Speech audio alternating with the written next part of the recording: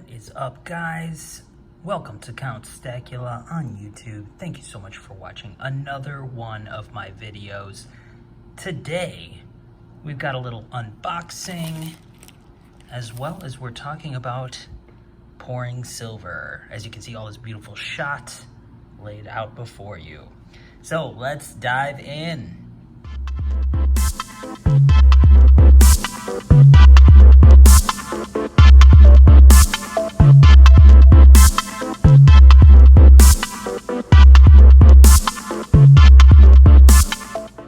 Alright, so let's start with the unboxing, because that's usually everybody's favorite, right? So, I just opened the package now. Haven't seen what's inside. Pulling out the goods, and here we are. So this is actually something I picked up like a month or two ago on, before I even really started committing to just gold, and then totally reneging on that. But yeah, we've got some goodies here that I knew I wanted to have in my collection. So let's take a look. All right, first we've got that brand new Czech Lion coin out of the Czech Mint, which is actually a newie release. You know, in person, not terrible, not as bad as maybe some other YouTubers were talking about, but yeah, it's definitely a step down from probably the previous release in the series, previous few releases. But hey, you know, they change the design every year, so who's complaining, right? It's just one to add to the collection. Now, this is a series that I have been stacking in the 10 ounce. And, well, when I saw this one, I kind of changed my mind. I was like, you know what? Yeah, I'm not going to pay 2x spot to get the 10 ounce, even though it's a little bit lower mintage for this design. And it's not terrible. It's just, yeah, I'm not crazy about it. We'll leave it at that. But this is the kind of silver that I was definitely into with my silver stack. And just certain pieces are must-haves for me. Another one is the panda coin. I wouldn't say that it is a must-have. It's just that I like the panda design in the last few years. Other than the fact that, you know, it's not a full ounce, but does it really bother me? Nah, not too terribly. I think they make up for it with the quality in the design. So yeah, it's pretty nice, but definitely a high mintage coin. They produce millions and millions of these. And it looks like there's a hair inside the capsule right over there. I believe that's a hair. Yeah, it definitely looks like a hair. I'll open it later and remove that.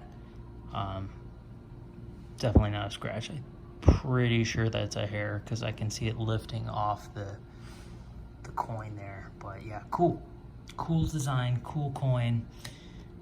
And then finally we have this DC series Aquaman coin, which is the second in the series after the Batman. Definitely less popular than the first in the series, but I gotta give him credit.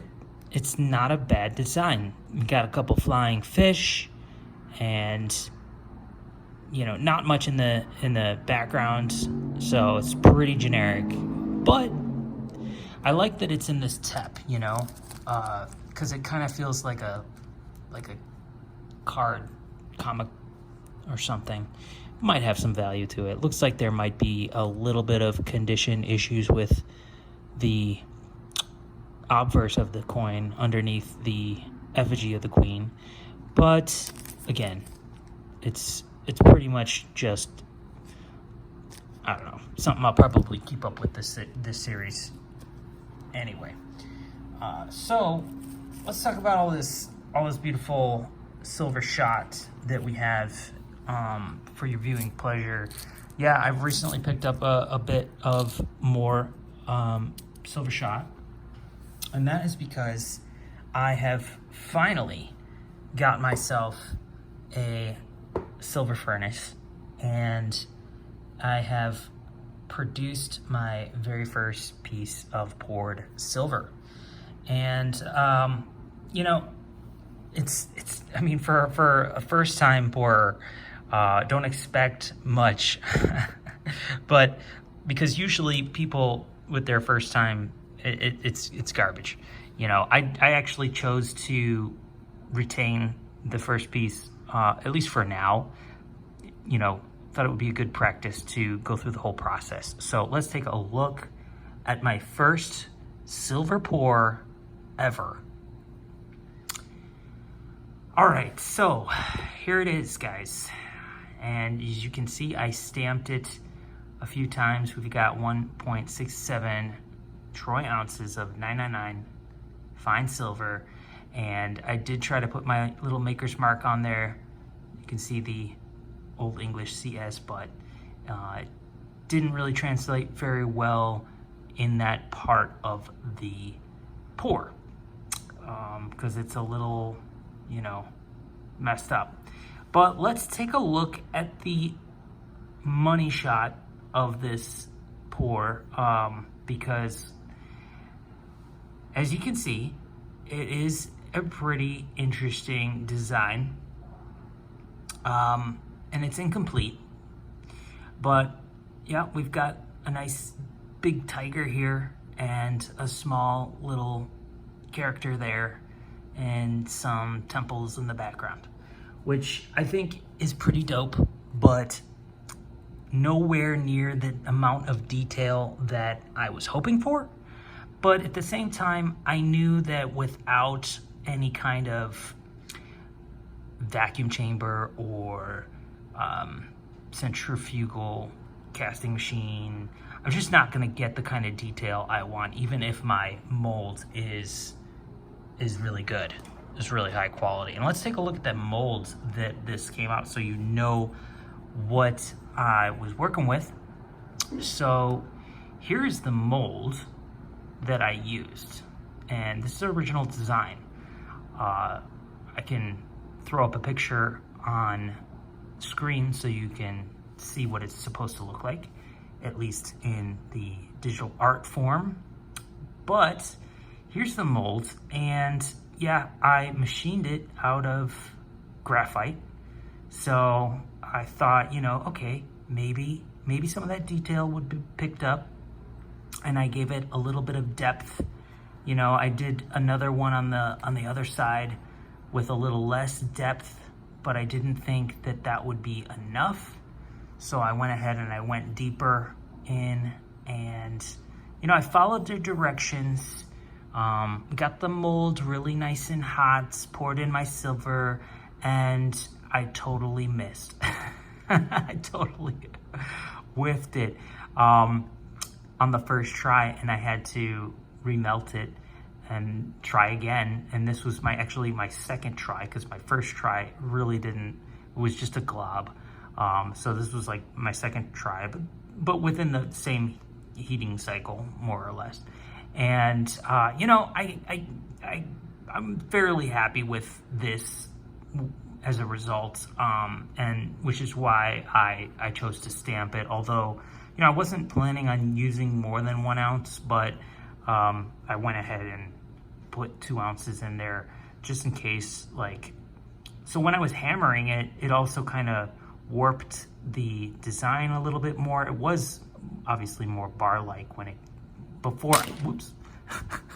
before I stamped it, but stamping it kind of warped it. So, you know, what can I say? It was an experience, and a very good starting experience for me. But so I have a new respect for silver pourers, because I gotta be honest with you, this is really hard to do. And I mean, I'm glad I tried it, and it's definitely something I'm gonna work on and get better at. But I do realize that getting better often also means getting more expensive machinery to be able to do a better job. But also technique. You know, it's not exactly easy to just simply pour with your hands. So that's something I need to work on. Maybe getting a higher powered torch to really keep that heat going for a little bit for as long as I can, really, to keep it liquid, because that's hard to do. And yeah, I might end up remelting this and putting it towards another bar, but I definitely keep dropping it, it's so slippery.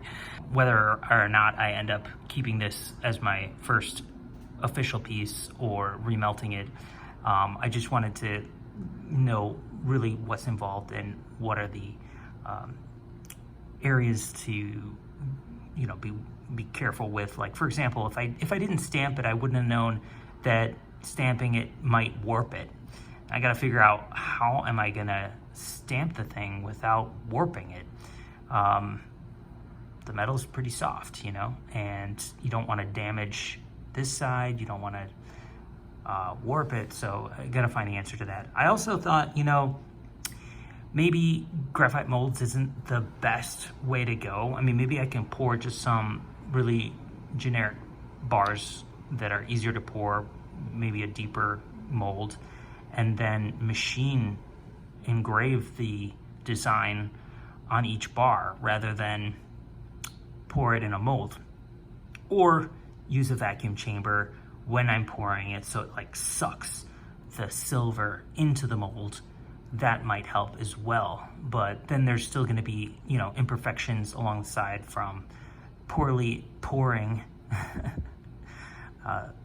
the silver. So anyway, it's been a fun process. I also antiqued it slightly so you could see the detail just a little bit better.